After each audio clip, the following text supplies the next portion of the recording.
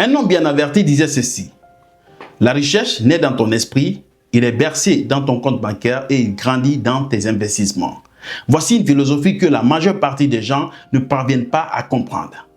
Si tu as la chance de comprendre cette philosophie, tu dévoiles les 4 états d'esprit que tous les hommes riches ont développés avant d'être aujourd'hui là où ils sont. Ces 4 états d'esprit sont très très importants pour réellement ton émancipation économique. Premièrement, la première chose, le premier état d'esprit que les hommes riches parviennent à développer, c'est l'état d'esprit du temps. Ils ont changé les perceptions du temps. Et si toi tu considères le temps comme une ressource à échanger uniquement avec un patron contre de l'argent, et ils pensent qu'en plus d'échanger leur temps contre de l'argent, mais aussi ils utilisent le temps pour développer des compétences. Imagine, tu as 8 heures de travail avec ton patron. Tu as 8 heures de sommeil. Biologiquement parlant, tu dois avoir 8 heures de sommeil. Et les 8 heures restantes, comment est-ce que tu utilises les 8 heures?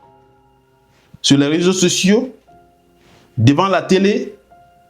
Comment est-ce que tu utilises ces 8 heures? Alors, est-ce que tu consacres 2 heures au moins pour développer une compétence? Est-ce que tu consacres 3 heures pour développer une compétence? Ne serait-ce qu'une heure. Est-ce que tu utilises 1 heure quotidiennement pour développer une compétence? Alors voici la différence entre les hommes qui ont la mentalité pauvre et les hommes qui développent la mentalité des riches. Sinon, on a tous les mêmes temps. Ils ont 24 heures, on a 24 heures. 24 heures. Donc, voici cette mentalité, ou bien voici cet état d'esprit qu'il faut commencer à changer. Le deuxième état d'esprit qu'il faut commencer à changer, c'est ta relation avec l'argent, ton état d'esprit sur l'argent. Est-ce que tu considères l'argent comme quelque chose à dépenser? Est-ce que tu considères l'argent comme quelque chose à gagner et à épargner? Ou est-ce que tu considères l'argent comme quelque chose à investir? Parce que Denzel Washington disait de transformer chaque centime en soldat qui t'apportera le butin de guerre. Cela veut dire que tu dois essayer d'investir afin que réellement tu puisses agrandir ton argent. Tu dois faire travailler ton argent pour toi. Donc, les hommes qui sont riches aujourd'hui ont commencé à changer cet état d'esprit depuis longtemps. Donc, leur état d'esprit de l'argent, ils ont changé leur relation avec l'argent. La relation qui les lie avec l'argent, ce n'est pas seulement travailler et gagner, ce n'est pas seulement investir, ce n'est pas seulement épargner, mais aussi ils cherchent à faire travailler l'argent pour eux. Voici le deuxième état d'esprit qu'ils développent. Le troisième état d'esprit qu'ils développent, c'est leur relation sociale. Ces hommes, dans leur relation sociale, ils font la promotion d'une chose qui est très importante, la confiance. Ils cherchent la confiance dans leur relation sociale.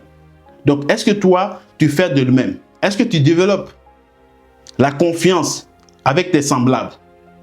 Voici. Parce que la confiance est la base de toute recherche. Tu peux avoir un contrat, tu peux avoir un projet à la base de la confiance. Alors, fais la promotion de la confiance dans ta vie. La deuxième chose qu'ils développent dans leurs relations sociales, c'est qu'ils font de la sélectivité. Ils ne fréquentent pas qui est à fréquenter, mais ils fréquentent les hommes nécessaires, les hommes utiles, les hommes avec lesquels ils ont les mêmes philosophies, les mêmes perspectives et puis les mêmes visions sur l'avenir. Et cette fréquentation, laisse-moi te dire que tu peux fréquenter un homme à travers des podcasts. Tu peux fréquenter un homme à travers sa biographie. Tu peux fréquenter un homme à travers son livre. Tu peux fréquenter un mentor physiquement. Alors, commence à te chercher des mentors. Des gens avec lesquels tu partages les mêmes visions. Et même si tu n'as pas ces personnes en face de toi, essaie de lire les livres de développement personnel qui vont dans ton idée, qui vont dans le même sens que toi.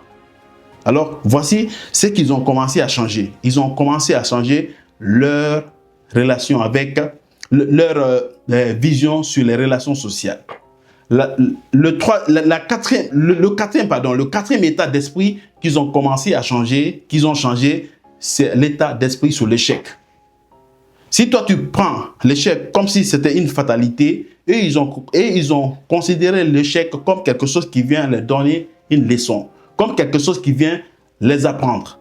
Alors, si tu considères aujourd'hui l'échec comme si c'est une fatalité, alors change ta vision sur l'échec.